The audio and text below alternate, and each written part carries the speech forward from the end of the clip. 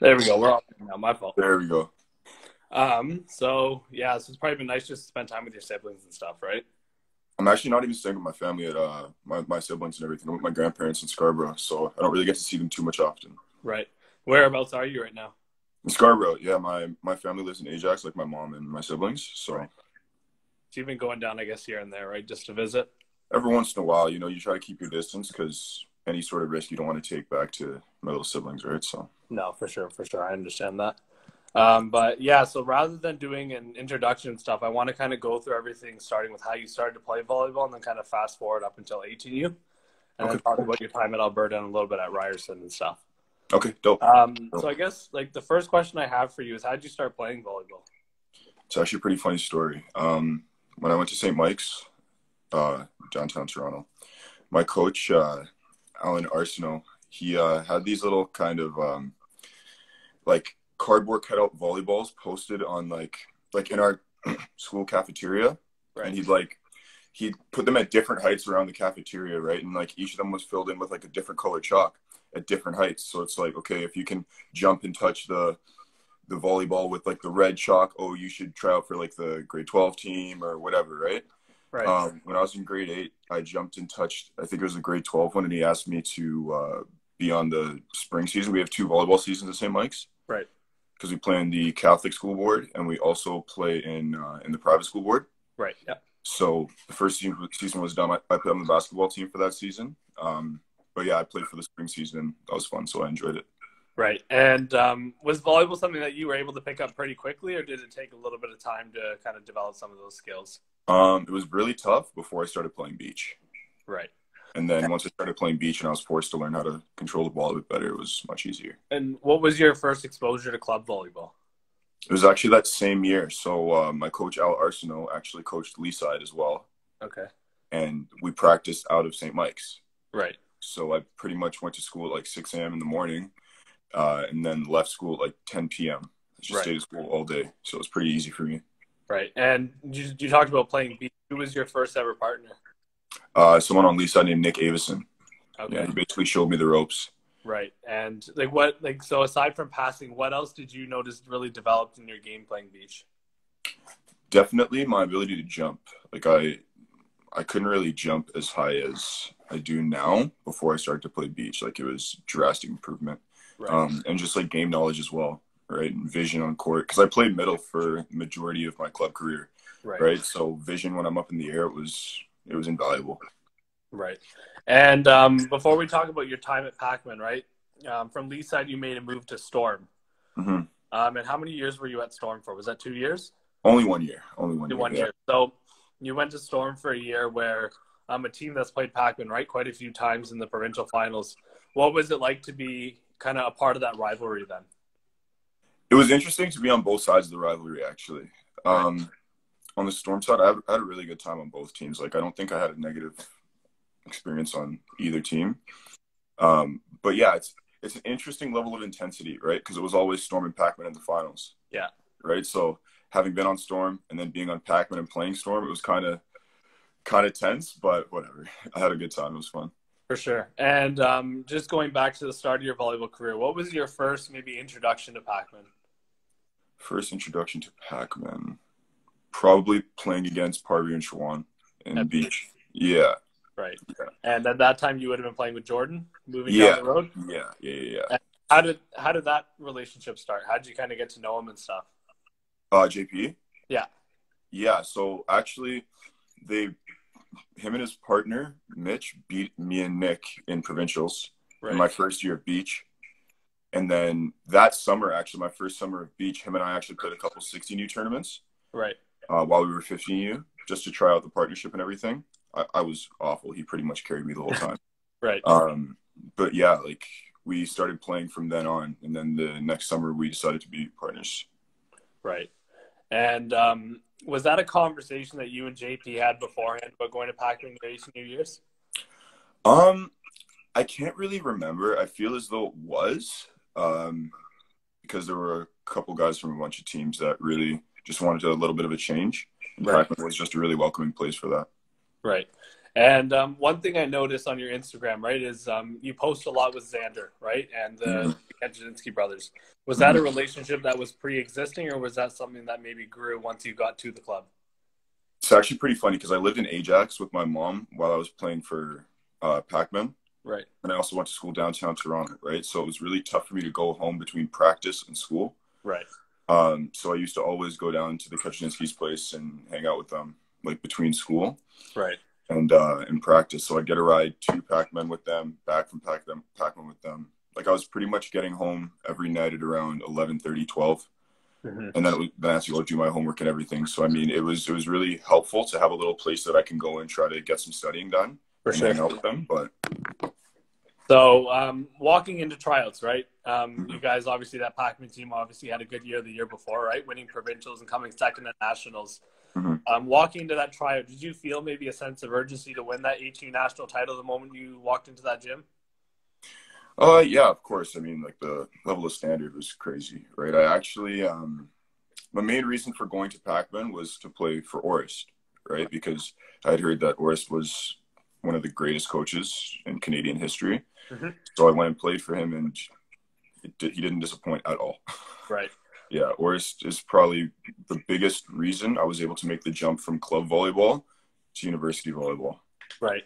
And what were some takeaways you were able to take away from him? Hitting high hands, not getting frustrated at myself. You know, there's a lot of things that it was just, I was really, I wasn't very tame as an athlete before that year. And I had to learn to kind of just like calm down when it came time to perform. For sure. I used to let my emotions get the best of me. Well, I mean, still, you know, everyone has their. For sure. Everyone has their times. Yeah. But yeah, I think that was the biggest thing, just being cool, calm, and collected and just learning how to execute. Right. And going into your 18 season, right, playing the first couple terms, I think you guys ended up winning all of them. But you guys come around to Grand Prix your new year, right? And you guys lose in the finals. Was that maybe a little bit worrisome? Yeah, to a 17 team. No, I don't. We weren't worried. We were just really annoyed. We were really, really annoyed because nothing we tried would work. Right. And they were just playing out of their mind. Like completely out of their mind that game. I see Parvier in the chat. He could attest to it too. Yeah. But yeah, like I remember just what could go wrong went wrong. I'd go and try to block against Andrew Tao. He tried to go high hands. He hit off the top of my head, hit the ceiling. Like it's like just stuff that you couldn't really expect. Right. And do you think losing that tournament maybe helped you guys work harder going into provincials? 100%. 100%. I think that going into provincials, having lost to a 17U team, I feel like we had something to prove. And we were kind of more so, we were just frustrated and disappointed with ourselves. We wanted to prove to ourselves that we were the best team. Exactly. Right. And there's a video I want to talk about that was on Shawan's Instagram. It's your 18U hitting lines. Oh, yeah. Right? Before every game, would you say there was some sort of competition? Oh, yeah. That was, 100%. 100%. Me, Parvier, and Shawan going at it on the left side. It was hilarious. Just the three of us. We had our hitting moment was like we tossed the ball to each other pretty much, and then the setters come by. Right. But yeah, I mean the setters never really set a ball on our side of the net, so it was fun. Right. And you played in like your first 18 provincial championship, right? What was kind of going through your mind? How were you feeling before that? I don't know. Like when it comes down to competition, I don't really think about too much. I try to do all like my visualization before games and whatnot, so that when it comes time to play, I already know what I have to do. You know. Right. But probably hitting high hands. Yeah. Because that's all Orest really kept ingraining in me. You know. Right. And you're walking on the court, right? And you're seeing a bunch of guys that you played with the year before. Did that feel a little awkward? Not awkward. I just had a point to prove. Right. That's it. Because I played middle on the team before that. I really wanted to play outside. Right. And I was kind of splitting positions, and I wanted to prove that you were good enough to play on the outside. Yeah. You know, it's like I'm not just a faceted player. Yeah. For sure. And you ended up scoring game point, I think, right, to win provincials? Possibly. I don't know. I believe you did. I'm 90% sure you did, but scoring that point must have felt good just to know that you guys were able to do it, right? Yeah, I think the unique thing about Pac-Man, it's like when any individual scored a point, it didn't feel like an individual scored a point. Right. I mean, you have guys like Jordan Figueroa, who's one of the best team guys, probably the best teammate I've ever had, honestly. Like, he had a way of making whoever did a positive action feel like they were at the top of the world. Right. But by the same token, he had a way to demand the most out of you if you weren't performing to your best, you know? Yeah. So it's definitely one of the better team captains I've played with. For sure. And after winning provincials, right, that would have been your first indoor provincial title. Yeah. Right? Was there almost a sense of relief knowing that you were able to get one under your belt to end your indoor club career, like for provincial? You know what? That's interesting. Like, for me as an athlete, I'm not really driven by like awards and stuff like that. I always just try to be better than the version of myself that touched the court the time before. Right. So yeah, of course, it's a sense of validation, and it's like, oh, sick, that we won provincials. But I was more so happy that like our team was able to prove to ourselves that we were better than we showed before, you know? Right. And then after that provincial finals, right, I'm sure you guys were all on a high, right, walking into the next practice and stuff. Was there, was it then, like, right away hard work, or did it kind of take you guys a little bit of time to kind of get back into the flow of working hard at practice? Honestly, we were preparing for nationals for the same amount of time we were preparing for provincials, right? Like, we were watching game film on all the teams. Like, people used to post best of the West videos and whatnot, and we were watching all those during the time we were preparing for provincials, right? So we were always just go, go, go. Right. We went to the Chicago tournament that year too, so we already had high-level competition under our belt. For sure. We were used to playing against teams that we hadn't really seen often, right? So. Right. And going into nationals, right? You guys were in Saskatchewan, so things are a little different, right? Time zone, right? Just different, like unfamiliar faces. Was it nice not to play some teams from Ontario and kind of switch it up a little bit? Yeah, it was. It was interesting because there were a lot of like big names at the tournament, right? We had a lot of impressive athletes in our year. For sure. From guys like Derek Epp to guys like Eric Lepke to like Danon, you know. So it was pretty fun actually, like just playing up to the occasion. And it's always fun to play against new faces and teams that I've never played against before. Like, to that point, I've never played against Canuck. Yeah. Right. So it was really fun to play them in the semis, you know? Right. And looking at that national finals, right? I've talked to a couple different guys. I've talked to JP about it. I've talked to Jordan Figs about it and Shawan about it. There was a block, right? That you had at the end. So getting that block, what emotions did you feel?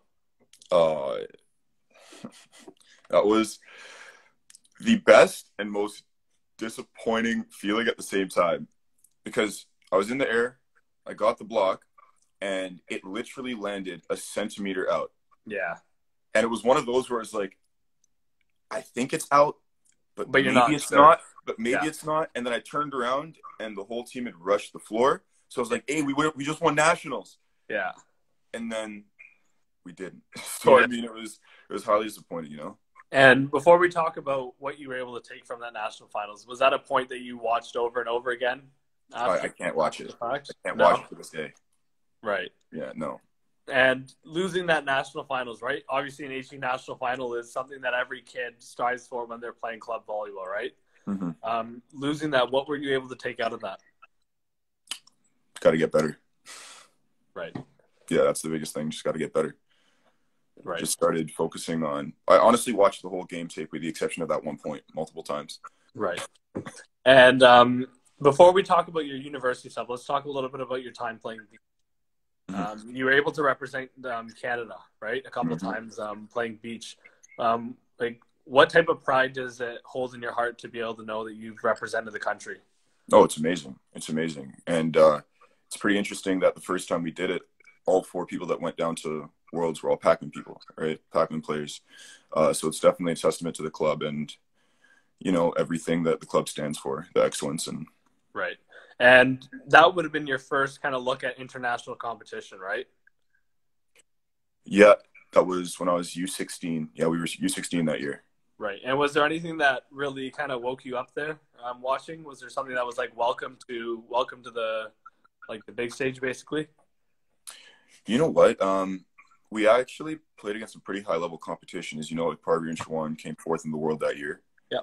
right? So I mean, like, our level was pretty close. We trained against them all the time, and we got a couple unlucky bounces. We actually went to 3 with pretty much every team, including the team that ended up winning. Right. Right. So it was, once again, just playing against people that you don't know. I think that was actually my first time playing against people from another country. Right. And I just had no clue what to expect. Like the guys from Switzerland, sorry, they were both under 6'2". So like their archetype as a team was like pretty similar to mine and JP's. Yeah. So it kind of made us think, like, I know for me at least, like playing against Parbury and Shawan at the time, like they seemed very unbeatable. And I think playing against those guys and seeing them beat them, it actually gave me a sense of hope, which we ended up beating them at nationals. Sorry, Parker, I know you're in the chat. But I mean, it definitely gave me more hope towards that, you know? For sure. And you were able to play on the national team for indoor as well, right? Mm-hmm. And some of the guys that I can think of off the top of my head on that team would have been Derek App, right? Eric Lepke, Shawan Danon, and yourself, right? And as well as JP. What was that like? Oh, it was actually one of the most fun times in my life, just living out in Quebec with everyone. And even though, like, in my first year, I didn't really show what I could do as well as I could, whether it was in practice or in game. It was a really good opportunity, and it was really interesting for me to not really be relied on a team. So it was really tough for me to kind of just adapt to that. Right. Relied on in any way, whether it was defense, offense, blocking, or something, right? Yeah. There was always something that I was used to like, I was used to always being needed for something on a team, right? And it was tough for me to kind of like take that step back, but it was really valuable for me, you know? Right, yeah. As an athlete and as a person. Mm-hmm. And I've been having this debate recently, or not recently, every episode, about who the greatest 18U team of all time is in Pac-Man club history. Yeah. So the debate we usually have is 2018 versus 2008. So the 2018 team being Sod, Xander, Cole, Jackson Bear, Powell, right? And then 2008 being Jesse and Terrell's team. Why is your team in the conversation? My team's just better. I mean, we were just a coherent team. I mean, we should have won nationals, I believe. You know, I mean, Fog played out of their minds, right? They showed unreal mental toughness. But in all honesty, like if a couple things went differently, we should have won that, you know? Right. And do you think both of the 2018 team and 2008 team wouldn't have been able to match up with you guys physically? I don't think so. No? I don't think so. I mean, grade 12, we had 2 guys that were touching 12 on the team. We had probably the best hands in U Sports now. Mm-hmm. Yeah. Right. I mean, no one's a better hand setter than Jay Fix. I'm sorry. I don't care what level you're at. Right. We had the best libero in the country, undoubtedly. Mm-hmm. Right. I mean, we had the best club coach in the country. I don't really know. Yeah. What more your team needs. Right. And your first 3 years, right, playing university, you spent some time at Alberta. Mm-hmm. Was that a weird change for you at the beginning? Honestly, not really. Not really. I mean, having gone to St. Mike's, I was used to being in atmospheres that weren't natural to me. Right. So I've been used to adapting. I mean, like I played for 3 different clubs growing up, right? So I was used to kind of just finding my spot on a new team. Right, yeah. So it wasn't too unnatural for me other than the weather. The weather was brutal. Yeah. Brutal. And you would have played against some guys there, right, that played on Fog while you were at Alberta. Pretty much the whole Fog starting lineup. Was there a little bit of back and forth maybe sometimes, or like where they would take a couple jabs at you here and there? Oh yeah, but I couldn't listen to it. I couldn't listen to it. Yeah, no. Right. And just brought up that block way too often. Right. And just to go over a brief summary here of awards that you've gotten while you were at Alberta, right? You were the rookie all-star team. Mm-hmm. You were a first-team All-Canadian, a first-team All-Canada West, as well as a second-team All-Canada West, right? And you said like individual awards and stuff don't mean much to you, but yeah. Was being named a first-team All-Canadian something that like maybe you take pride in? Oh, yeah. Yeah, for sure. It was definitely cool. It's definitely not something I wear like a badge, though. For sure. You know, because our team wasn't as successful as we should have been. Right. And if I recall, there was a couple of years ago. I think Mike Amoroso and I, right? We came to go watch you guys play at Nationals, Mm-hmm. and you guys lost an upsetting game in the semifinals against UBC, right? At McMaster, who ultimately went on to win. What was the atmosphere like playing in that game? Because I remember that game was pretty packed. Yeah, it was really intense. It's interesting. Like, I've never felt energy in any gym the way I do at McMaster. Right. Right? Like, McMaster's gym is ridiculous. You literally feel the presence of the fans. Mm-hmm. And it was really tough because, like, our team just didn't really show up for whatever reason, whether it was jitters or something. But we couldn't pass a ball. And we beat UBC the last time we played them, right, to qualify for Can West Finals. Right. And they're a team that it's like they're going for it every single time with their serve. Right. So it's either they're living and dying by their serve. They're living and dying by their serve, yeah. You know, I mean, they blew us up. For sure. Doesn't matter if there were 2 passers, 3 passers, 4 passers, the whole team, like, they were blowing us up. Yeah, they were, because I remember that game. They were serving. Yeah. There was literally nothing we could do. It was like they're at a firing range. Right. And given like during your time, right, your 3 years out at Alberta, what was one like kind of thing you were able to really take away while being there? There were a couple things I learned how to take away. Definitely the biggest thing was learning to just be an old bull. That's what we called it. Not really rushing to the finish line, but doing the little things that make the difference in the long run that will eventually get you there, you know? Not focusing on the light at the end of the tunnel, focusing on the journey. Right. And what was the reasoning for you to move to Ryerson? Family, like, health problems, you know? I mean, I just had to be closer to home, and for sure. Unfortunate scenario, you know? And I've noticed, right, you're really close with your siblings. And you spend a lot of time with them, and it seems like you enjoy spending time with them, right? Of course. Do you see a little bit of yourself in both of them? I do. My little sister Tiana can soar. She can fly. She's a gymnast, and right. Yeah, her vertical's pretty impressive for someone that's 8. Right. And then little brother? Yeah, Dylan, he's not into sports yet too much.